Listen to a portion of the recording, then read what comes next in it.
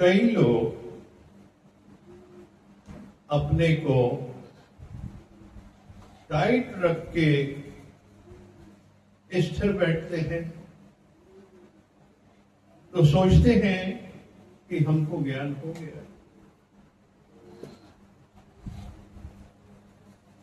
Physical body तो एक पतीला जैसे होता है ना, उसको गर्म करेंगे तो अंदर की चीज गर्म होती है, दूध गर्म होता है, पानी गर्म होता है, बाकी चीजें गर्म होती है।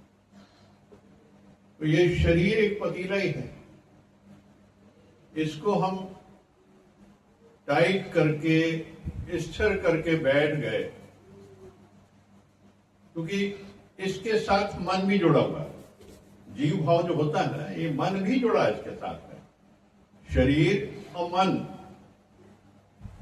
ये एक ही डायरेक्शन में है, एक ही चट्टे बट्टे हैं, क्योंकि मन जो बना हमारी इंद्रियों की वजह से बना। तो इंद्रियां कहाँ है? ये हमारी इंद्रियां, ये सारी इंद्रियां, ये मिला के मन को खड़ा कर देते हैं। तो हम फिजिकल बॉडी जो है उसको अगर हमने स्थिर कर लिया, उसको टाइट कर लिया, बैठ गया, स्ट्रेट बैठ गया ऐसे, तो इससे ज्ञान लग गया, ज्ञान लग गया, बहुत ज्ञान लग गया।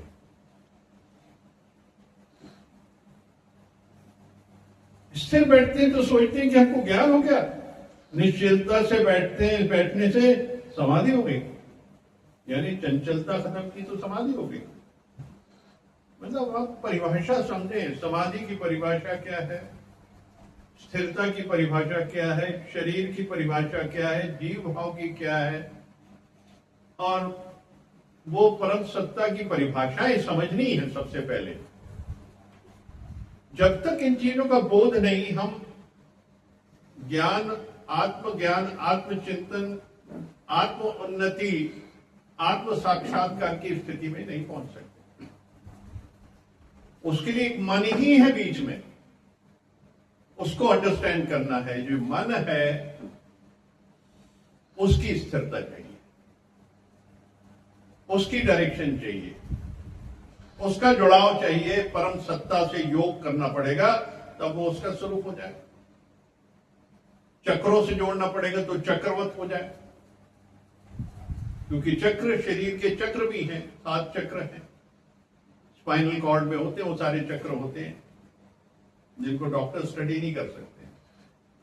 वो आध्यात्मिक गुरु और आध्यात्मिक की जितनी भी चीजें हैं वो समझाएगी कि चक्र क्या है, और चक्र मन कैसे चक्रवत होता है, और मन कैसे परमात्मा का स्वरूप होता है, ये सिर्फ आध्यात्मिक डॉक्टर ही समझा सकता है। वो फिजिकल डॉक्टर है, उसको वो मेंटल स्टेट उसको नहीं मालूम है, कोई चीज नहीं समझता वो, क्योंकि वो उसने सिर्फ ये एनाटॉमी पढ़ी, शरीर के स्ट्रक्चर पढ़ा, इसमें बीमारी इसमें आई कहां से। 70% मन से आती है, मन की अवस्था से आती है, उसकी व्यवस्था से आती है।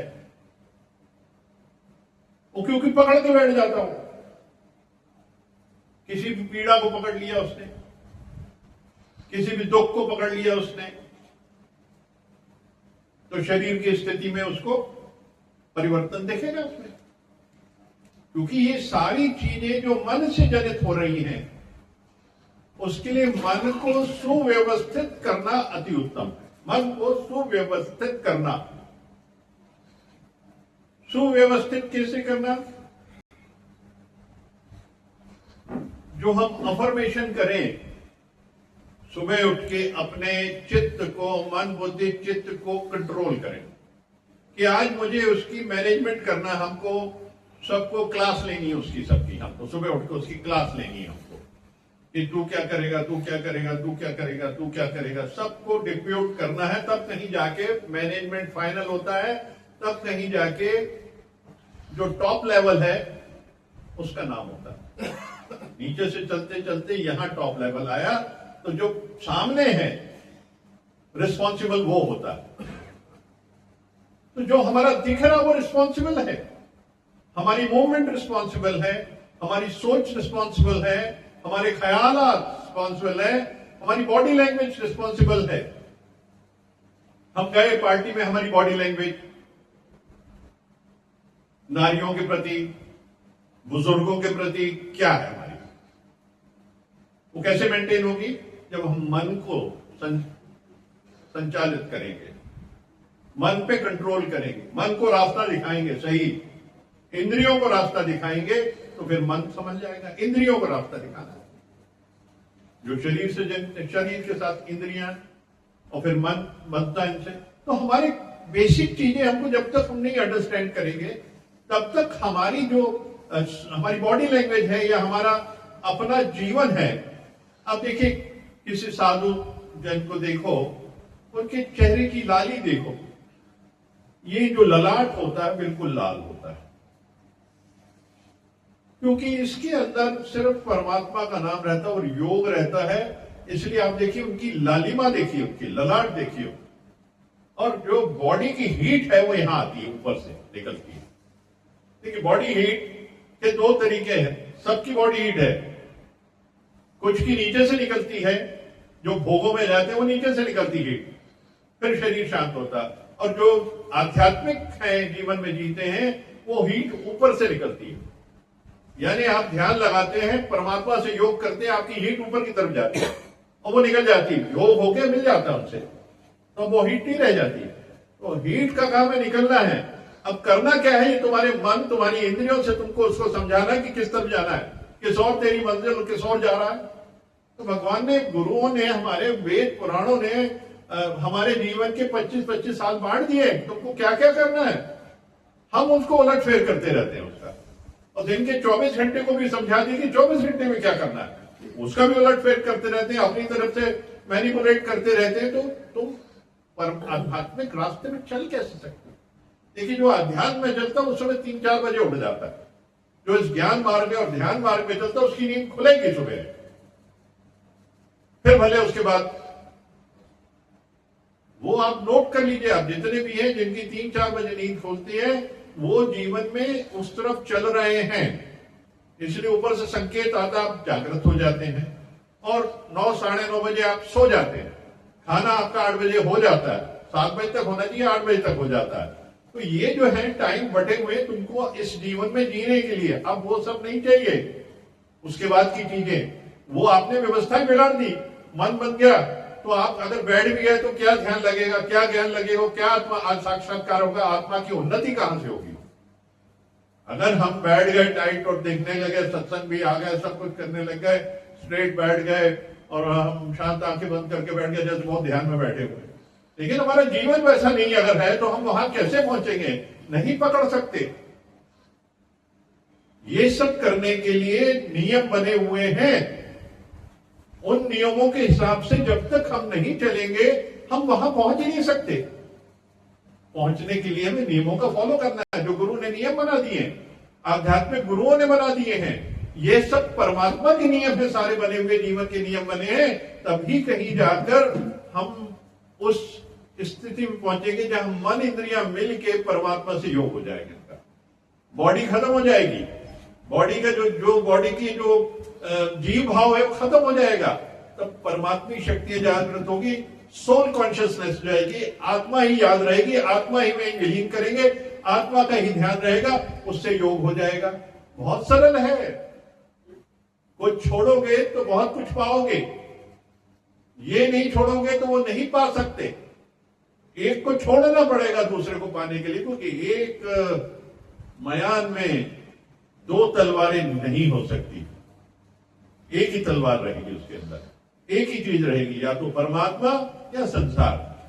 जिसको पकड़ लो, जिसको सोच लो, जिसकी सोच कर लो, खूब भोग कर लो। खजुराहो ने भी दिखा दिया कि कर लो, भोग कर लो, कितना कर लो, लेकिन अंदर तो परमात्मा है। भगवान शिव बैठे हुए हैं उसके अंदर। शिव की पिंडी या मंदिर की दीवारों के ऊपर आपने क्या देखा होगा? आप वहां रुकते हो कि वहां जाते हो? अपने आप को सोचो। ये सब जो डिपिक्ट किया है, पुराने राजा महाराजाओं ने इसको डिपिक्ट किया है, अंडरस्टैंड किया, क्योंकि उस समय भोगों का बहुत चलन था, बहुत भोग विलास हुआ करते थे। पर अल्टीमेटली आनंद जो है वो परमात्मा में ही है। यहां तो थोड़ा सा रस मिल जाएगा, पर जो रस खूब चाहिए, जो अपने आप पैदा हो, और तुम एक बार रस ले लोगे तो वो रस का उसका नशा कभी जीवन में नहीं उतरेगा। वो है अंदर उतरने में। शरीर का कामों में नहीं, अंदर उतरने में ही वो परमात्मी शक्तियां हैं जो हमें हमें हमें तो परमानेंट स्टेट आएगी हमारी, जो वो अंदर उतरने से है। इसलिए जो ये जीव भाव है कि हम बैठ गए, बन के बैठ गए, आंखें बंद कर ली, पर मन प्योरिटी, बुद्धि, चित्त, अहंकार में क्या पड़ा हुआ है ये खूब जानते हैं, हम सब जानते हैं, हमको मालूम है क्या पड़ा हुआ है उसके अंदर। उससे बाहर बचना है। जब तक चित्त हमारा प्योर नहीं है, शेरनी का दूध जो है सोने के पात्र में ही टिकता है।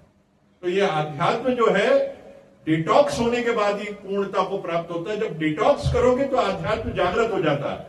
जैसे सूरज के सामने बादल है तो सूरज छुपा तो नहीं है ना, सूरज तो है ना वहां पे, बस ये बादल हटाने हैं इसको। जब हम ये बादल हटाएंगे तो सूरज की रोशनी, उसका प्रकाश विद्यमान है। तो हर जीव के अंदर वो विद्यमान है शक्तियां, पर ये संसार की जो आबहवा है उसको धूमिल कर दिया है।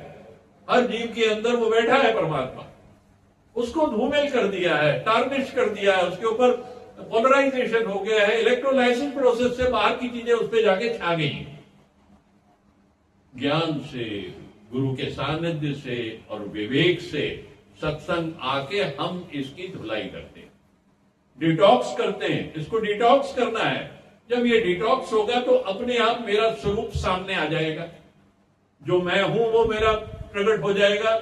जिस दिन ये डिटॉक्स होगा उसी दिन से आप जीवन की जो उन्नति देखेंगे, आध्यात्मिक उन्नति, और जीने का जो मजा आएगा, जो आनंद आएगा, वो उस स्टेट में ही आएगा। वरना कोई चिंता, कोई फिक्र, कोई मोह, कोई लोभ, कोई वासना, कोई कामना चलती रहेगी।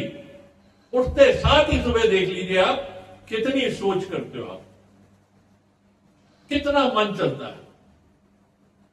क्यों? क्योंकि तुमने उसको बांधा नहीं। उसको रस्सी से बांधना जरूरी है।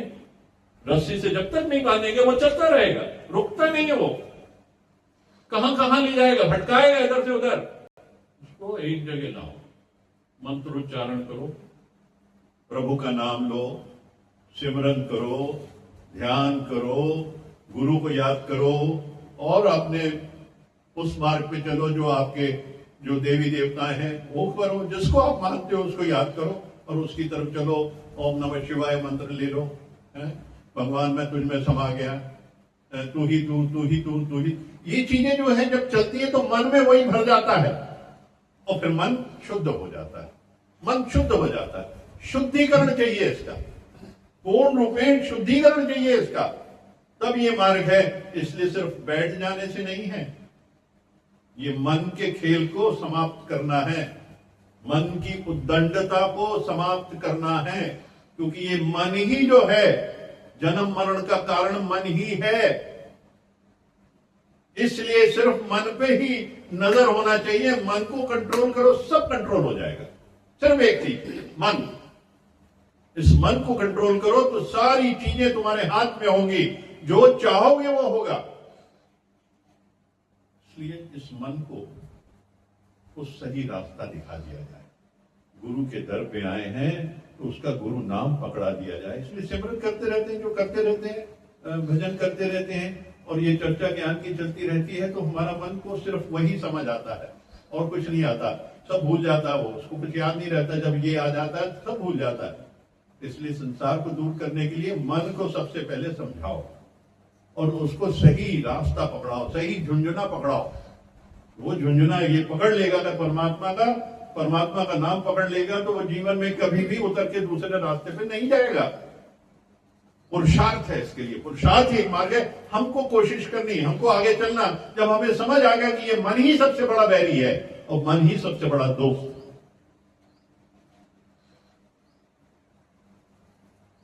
संसार है एक नदिया, सुख दुख दो किनारे हैं, छोड़ूं मैं किसे भगवन, दोनों ही तुम्हारे हैं, दोनों ही तुम्हारे। ये तो हम कहते जाएं, दोनों तुम्हारे हैं, लेकिन इसमें विवेक चाहिए ना। कि किस रास्ते पे चलना है हमको। यहाँ विवेक बुद्धि चाहिए मांगो उससे, परमात्मा से मुझे वो सन्मति दे कि मैं सच्चे मार्ग पे चलूं और सही मार्ग पे चल के मैं तेरे से मिलके एक हो जाऊं। फिर जन्म मरण खत्म, फिर जन्म मरण खत्म। जन्म मरण है क्या? तुम्हारा मन ही है जन्म मरण। मन ही जाता आगे, मन ही जाता आगे, मन ही जाता। शरीर तो बदल जाता है, रूप बदल जाता है 80-90 साल के बाद। बचपन से ही बदल गया, बचपन से जवानी बदल गई, जवानी से बुढ़ापा बदल गया। पहचान नहीं पाओगे बचपन को और बुढ़ापे को, देखोगे तो पहचान नहीं, बदल गया। ये तो तुम्हारे बीते नहीं हो गया। जाने के बाद क्या होगा? जब ये शरीर चला जाएगा, दूसरा आएगा, मन वही चला जाएगा, वही क्रियाकलाप करने लग जाएगा। लेन देन का निपटारा, कर्म से कर्मातीत होने का निपटारा, क्योंकि कर्म है तो लेगा। तो ये सब चलती रहेगी प्रक्रिया, जो चलते हुए हम आज तक यहाँ पहुंचे। लेकिन अब तो सही रास्ता पकड़ लें, अब तो सही रास्ता पकड़ लें। एक ही मार्ग है परमात्मा का, गुरु का, बस उससे मिलके एक होना है। और मिलके जिस दिन एक हो गए उस दिन योग हो गया शरीर का आना जाना। तो जीव भाव को समझे और परमात्मा शक्तियों को समझे, भोगों को समझे, भोगों से रोग है। और अगर परमात्मा से योग करना है तो इनसे दूर हटके परमात्मा से योग करें, तो वहां तो सब ही सब आनंद ही आनंद है, वो परमानेंट आनंद है। अगर इस तरफ चलते परमानेंट आनंद, तो रास्ता वो है कि योग परमात्मा से कर ले तो हमेशा हमेशा के लिए संसार से मुक्त हो जाएंगे। ओम ओम ओम हरि भगवान।